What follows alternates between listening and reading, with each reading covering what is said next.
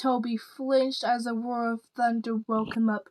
Damn a storm, he thought, groaning. Toby had never been fond of storms. He always had his sister to help him through the bad ones. They sounded like his father breaking something like a beer bottle on his head. Slender Man knew about this and made sure he had soundproof walls so not much would be heard. This time, Toby has no soundproof walls. He is screwed. Sometimes he sleeps through, sometimes he just stays awake. They were lighter than this one. Those were lighter than this one. It was like 5 rock slides together. He hated it. Toby took a glance at the clock. 12 in the morning. He mumbles, throwing the sheets off his body.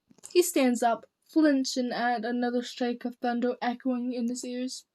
He walks up to his dresser, grabbing a comfortable enough jacket. He slips it on, ignoring the frozen feeling on his face. He walks to his bathroom, turning on the tap and drenching his face with water, ends of his hair soaking. He groans, rubbing his tired eyes as his vision clears up a bit from the blurriest mess it was before. Turning off the tap, Toby silently yawns. He had only had 5 hours of sleep during this week from all the thunderstorms. And this added only 1 hour, and it's only now Saturday. He walks over to his bed and grabs his blanket. Shivering, he winces as another round of thunder and lightning sounds, heavy rain coating his window. Toby wraps his blanket over his shoulders, walking out of his room with no sound. Going to the living room for now. He's just going to be occupying himself with reading or whatever he can do. During the week, he had read almost all of the books in the house, watched every single movie at least 5 times and more. It's getting boring, in his opinion. Toby plops himself on the couch, his eyes droopy. Rogers?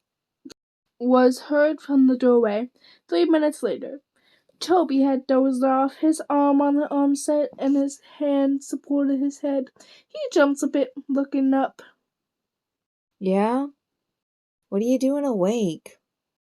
Hoodie and I both know you haven't been getting much sleep, but you weren't up an hour ago. Masky asks, earning Toby dozed off again.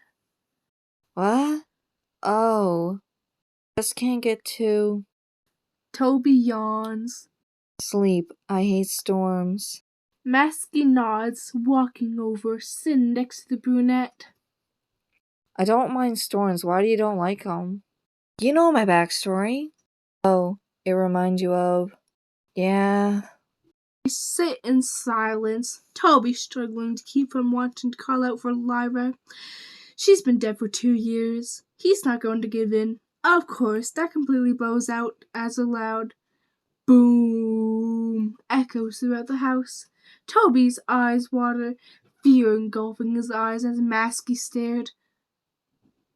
Toby, let's go to my room. Masky gets up and Toby chills behind, closer than normal people should be.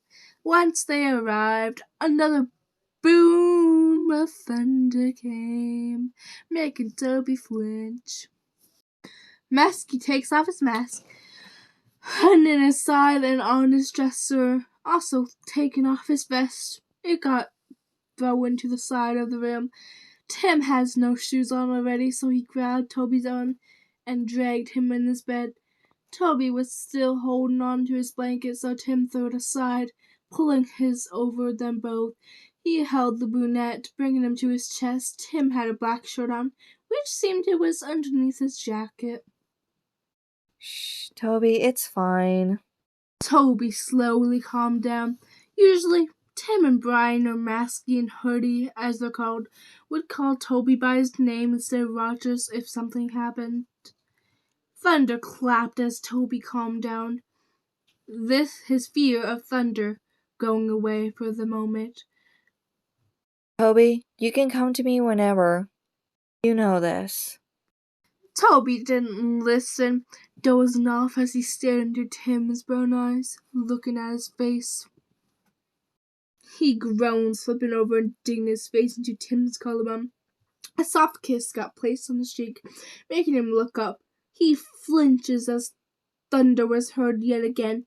Tim planted his lips on Toby's, calming them both down. Tim didn't mind thunderstorms, but they did make him flinch from time to time, or get anxiety.